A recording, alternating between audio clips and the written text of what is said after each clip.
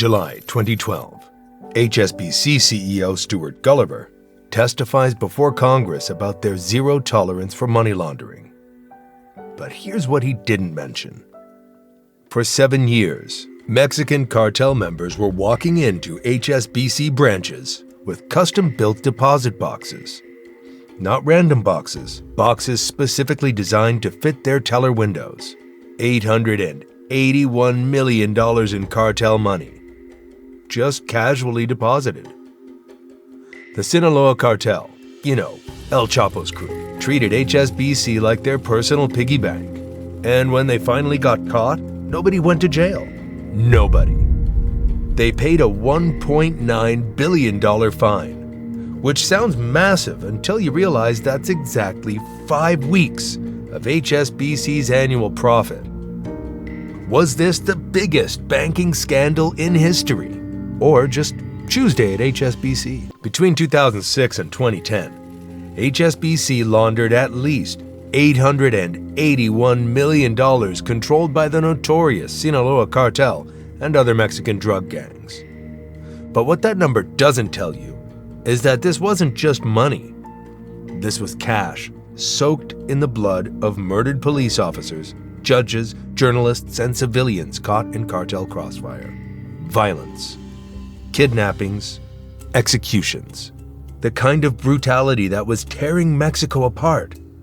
Just this year, between January and July, 10,000 people have been murdered in Mexico by the drug cartels. While HSBC's profit margins grew fatter by the quarter, the bank's Mexican branches had become so notorious among criminals that HSBC Holdings PLC's Mexican branches had become so well known to drug traffickers as the place to launder proceeds from illicit sales that cartels began using special boxes to speed transactions.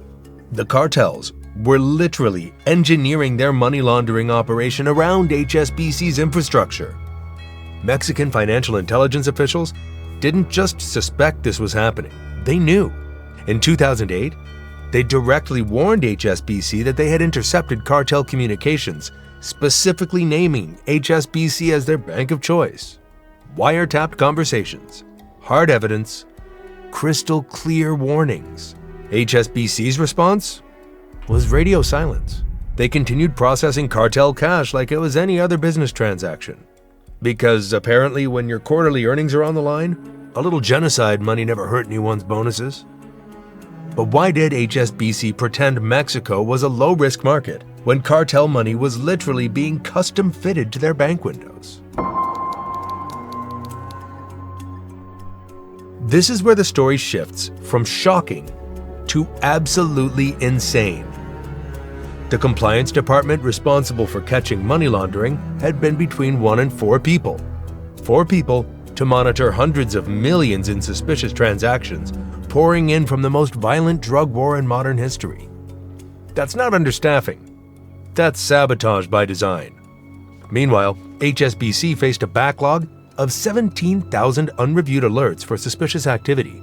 17,000 red flags that someone somewhere decided weren't worth investigating. The Office of the Comptroller of the Currency, the primary U.S. regulator responsible for oversight, had been aware of HSBC's deficient anti-money laundering controls since 2003. 9 years of documented failures.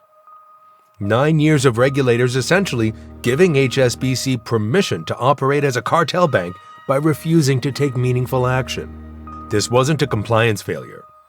It was a compliance conspiracy. They built a system where looking the other way became standard operating procedure, where willful ignorance was a business strategy. But when the US government finally cracked down and demanded accountability, justice didn't look like you'd think.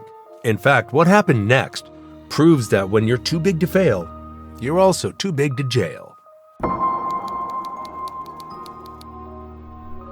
December 2012. After years of documented cartel money laundering, HSBC finally faced consequences. HSBC Holdings PLC agreed to pay $1.256 billion in forfeiture and $665 million in civil penalties, totaling $1.92 billion, the largest penalty under the Bank Secrecy Act for violating anti-money laundering and sanctions laws. Historic fine, record-breaking penalty.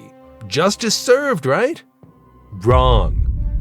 Instead of criminal prosecution, HSBC received a deferred prosecution agreement. Pay the fine, promise to behave, and nobody goes to prison. No executives in handcuffs.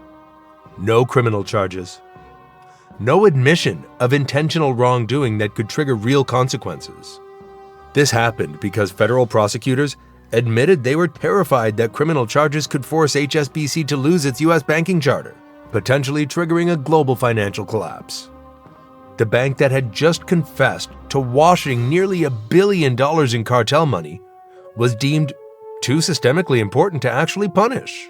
Let's put this $1.9 billion fine in perspective. HSBC's annual revenue at the time was around $60 billion. This so-called historic penalty was roughly 3% of their yearly earnings. For context, if you make $50,000 a year, an equivalent fine would be $1,500. Would a $1,500 fine stop you from participating in a $1 billion money laundering operation if you knew you'd never face prison time?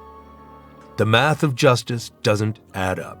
HSBC made more money laundering cartel cash than they lost paying the fine. They literally profited from helping cartels finance murder, kidnapping, and terrorism, and paid a corporate parking ticket for their trouble. Interestingly, while HSBC was cutting their settlement check, the bank's stock price barely moved. Investors knew this fine was just the cost of doing business. Assistant Prosecutor Lanny Brewer, announcing the settlement, basically admitted that criminal prosecution wasn't an option because it might hurt the economy. So, let me understand this correctly. The economy is so fragile that holding a cartel laundering bank accountable could collapse it, but somehow strong enough that washing nearly $1 billion in murder money is just a Tuesday? So if punishment wasn't real and justice was just a financial transaction, who exactly was protecting HSBC from facing actual consequences? The answer is more disturbing and terrible than you think, because HSBC didn't operate in a vacuum. They had help from the very people whose job it was to stop them.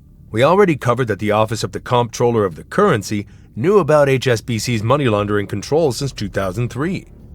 Not rumors, not suspicions. Documented evidence of systematic failures. How bad was the oversight failure? The U.S. bank subsidiary failed to monitor more than $670 billion in wire transfers and more than $9.4 billion in purchases of physical dollars from its Mexico unit. $670 billion in unmonitored transfers. Come on! That's not a regulatory gap. That's a regulatory canyon. The same regulators who were supposed to protect the financial system from criminal infiltration were the ones enabling it. They knew HSBC was processing cartel money. They had the evidence.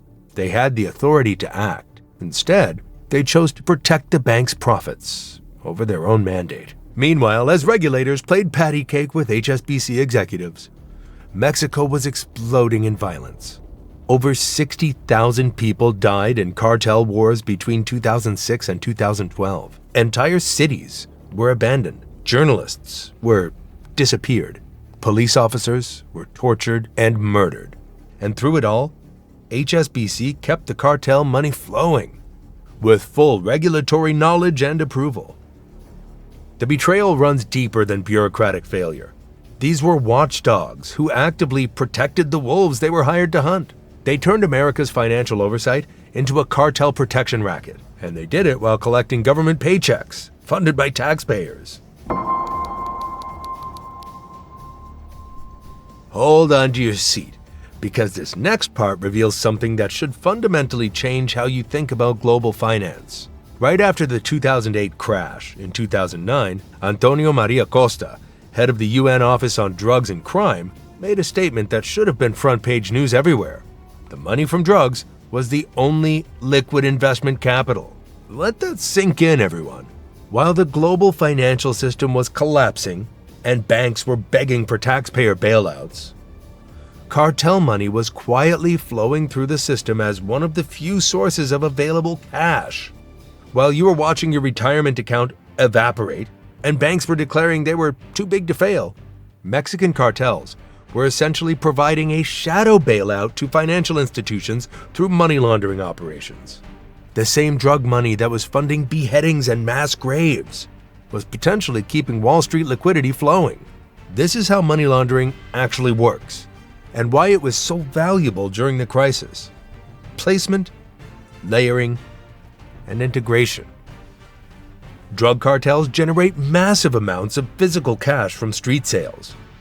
That dirty money gets placed into the financial system through banks like HSBC. Then it gets layered through complex transactions that obscure its origin.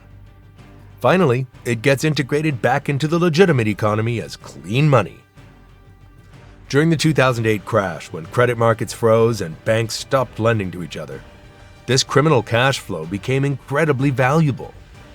Cartel money didn't dry up when Lehman Brothers collapsed. Drug users didn't stop buying cocaine because Bear Stearns went bankrupt.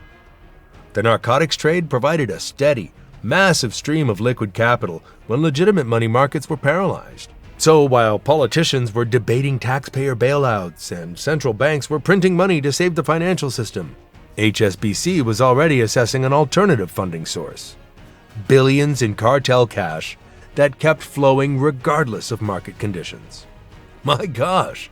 Ironically, at the exact moment when financial institutions were claiming they needed public money to survive, they were privately profiting from some of the world's most violent criminal organizations. This creates a perverse economic incentive that nobody wants to acknowledge. Maybe, just maybe, the financial system didn't fail to prevent money laundering during the crisis. Maybe it actually depended on it. Maybe shutting down cartel banking operations would have made the 2008 collapse even worse. And maybe that's exactly why prosecutors were so terrified of actually punishing HSBC. So what happened to HSBC after this scandal exploded worldwide and their cartel banking operation became front-page news? They just hired thousands of new compliance officers, implemented new monitoring systems, and launched a global advertising campaign about building trust and doing what's right. On paper, it looked like accountability. In reality, it was theater. The bank did scale back some US operations and pivoted harder toward Asian markets, where regulatory oversight was more flexible. They spent millions on compliance consultants and monitoring technology, so, they could create the appearance of reform while fundamentally changing nothing about their risk tolerance for profitable criminal money. How do we know the reforms were mostly cosmetic? Because HSBC kept getting caught. The independent monitoring team was specifically installed by the US Department of Justice, DOJ, as part of a deal not to prosecute HSBC in 2012, when the bank admitted allowing Latin American drug cartels to launder hundreds of millions of dollars through its accounts. And even with this oversight, new money laundering scandals kept emerging. In 2021, just 9 years after the cartel money scandal, British regulators fined HSBC £64 million for fresh anti-money laundering failures. 9 years of supposed reform, thousands of new compliance hires, hundreds of millions spent on monitoring systems, and they were still failing basic checks for dirty money. Did you know HSBC's aftermath strategy included marketing campaigns? While the compliance failures continued, HSBC launched advertising emphasizing trust, community values, and ethical banking. They sponsored sports teams and cultural events, bought naming rights to stadiums, and flooded airwaves with messages about how they were the world's local bank. Corporate communications teams worked overtime to bury the cartel story under layers of feel-good messaging and charitable donations. They turned a money laundering scandal into a brand rehabilitation opportunity, betting that public memory was short and attention spans were shorter. The strategy worked. Ask most people today about HSBC's biggest controversies, and they'll mention tax avoidance, or maybe some vague compliance issues. The cartel money laundering? The custom-designed cash boxes? The 17,000 ignored red flags? Ancient history, apparently. Even more cynically, HSBC executives used the scandal as an opportunity to expand their Asian operations, arguing that US regulatory pressure made other markets more attractive. They essentially turned getting caught laundering cartel money into a business justification for accessing less regulated financial markets. The real lesson that no bank wants you to hear actually exposes the fundamental truth about how modern finance actually works.